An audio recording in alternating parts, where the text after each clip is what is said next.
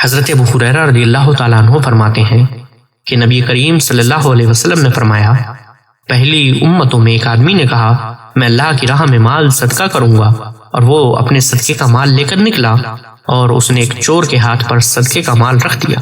صبح لوگ آپس میں باتیں کرنے لگے کہ آج رات چور پر صدقہ کیا گیا۔ اس صدقہ کرنے والے نے کہا، اے اللہ، تمام خوبیاں تجھے ہی زیبا ہیں، میں نے چور پر صدقہ کر دیا، میں پھر سے صدقہ کروں گا۔ پھر وہ اپنے صدقے کے مال کو لے کر نکلا اور ایک زانیہ کے ہاتھ پر رکھ دیا۔ صبح لوگوں میں باتیں ہونے لگیں کہ آج رات زانیہ پر صدقہ کیا گیا۔ تو اس صدقہ کرنے والے نے کہا، اے اللہ، تمام تعریفیں تیرے لیے ہیں، میں نے زانیہ پر صدقہ کر دیا، میں پھر صدقہ کروں گا۔ پھر وہ صدقہ لے کر نکلا اور ایک غنی مالدار کے ہاتھ پر رکھ دیا۔ صبح لوگ باتیں کرنے لگے، آج رات غنی پر صدقہ کیا ہے۔ اس صدقہ کرنے والے نے کہا، اے اللہ، تمام تعریفیں تیرے لیے ہیں، کیا میں نے چور، زانیہ اور غنی پر صدقہ کر دیا؟ تو اس کے پاس ایک آنے والا آیا اور کہا، تیرا صدقہ قبول ہو گیا، تو نے جو چور پر صدقہ کیا اس امید پر شاید وہ چوری سے رک جائے، تو نے جو زانیہ پر صدقہ کیا اس امید سے کہ شاید وہ زنا سے باز آ جائے، تو نے جو غنی پر صدقہ کیا اس امید سے کہ وہ تیرے اس عمل سے عبرت پکڑے اور اللہ تعالیٰ نے اسے جو مال دیا ہے اس سے صدقہ کرے۔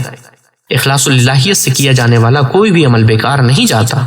اس حدیث پاک میں غور کیجئے، سابقہ امتوں میں سے ایک آدمی اخلاص سے لبریز ہو کر صدقہ کرتا ہے، اللہ تعالیٰ اس کے صدقے کو قبول و منظور فرما لیتا ہے۔ تو اس خیر العموم کا کوئی فرد اگر صدقہ کرے گا تو یقیناً اس کا صدقہ قبول و منظور ہوگا۔ وہ عمل جس میں نام و نمود نہ ہو وہ اللہ عز و جل کو بڑا محبوب ہوا کرتا ہے۔ عمل بے ریا ہی آخرت کے لیے ذخیرہ ہوا کرتا ہے، اور یہی عمل رفع درجات کا ذریعہ بنتا ہے۔ اخلاص اللہیت کا فیضان ملاحظہ ہو، چور پر صدقہ کر دیا گیا، زانیہ کو صدقہ دے دیا گیا اور مالدار کے ہاتھ میں صدقہ تھما دیا گیا۔ اللہ تعالیٰ نے اس پیکر اخلاص کا یہ صدقہ اس طرح قبول فرمایا کہ ایک ہستی کو اس صدقہ کرنے والے کے پاس بھیجا۔ یہ کون ہو سکتا ہے؟ ہو سکتا ہے کہ کوئی فرشتہ ہو، یا یہ بھی ہو سکتا ہے کہ وہ جس نبی کی امت میں ہو وہ نبی علیہ السلام پر وحی آئی ہو اور اللہ کے نبی نے کسی کو حکم الہی دے کر اس کے پاس بھیجا۔ یہ آنے والا آیا اور اسے صدقے کی قبولیت کی بشارت دے گیا کہ تیرا صدقہ بارگاہ الہی میں قبول ہو گیا۔ وہ صدقہ دینے والا دل برداشتہ ہو رہا تھا، اس کا صدقہ کبھی چور کے ہاتھ، کبھی بدکار عورت کے ہاتھ، کبھی مالدار کے ہاتھ میں، لیکن پھر بھی وہ ہمت نہیں ہارتا، بلکہ ہر مرتبہ اللہ تبارک و تعالیٰ کی حمد و ثنا کرتا ہے۔ اپنے صدقے کو اچھے لفظوں سے یاد نہیں کرتا، کیونکہ اس کا یہ عمل ریاکاری کے داغوں سے معرہ تھا اور اس کا اجر و ثواب صرف اللہ وحدہ لا شریک سے لینا چاہتا تھا۔ اخلاص سے لبریز اس صدقے کی قبولیت اس طرح ہوئی کہ جس چور کو صدقہ ملا اللہ تبارک و تعالیٰ نے اسے مزید چوری کے جرائم سے روک دیا، توفیق الہی سے وہ اس جرم سے باز آ گیا۔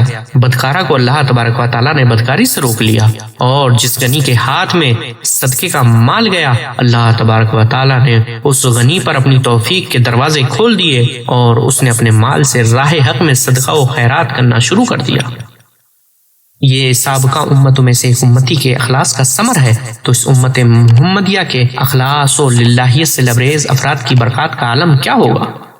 اولیاء کرام کے دربار کا لنگر ہر ایک کے لیے کھلا ہوتا ہے، اور وہ اتنا خیرات و برکات سے معمور ہوتا ہے کہ اگر کوئی جرائم پیشہ گنہگار ان کے خوان سے چند لقمے کھا لیتا ہے تو اللہ تبارک و تعالیٰ اس صاحب آستانہ پیکر اخلاص و وفا کی برکت سے اس مجرم کو توبہ کی سچی توفیق دے دیتا ہے، جس سے اس کی باقی زندگی ذوق عبادت میں گزرتی ہے اور ذکر الہی کی مے سے مست ہو کر گزرتی ہے۔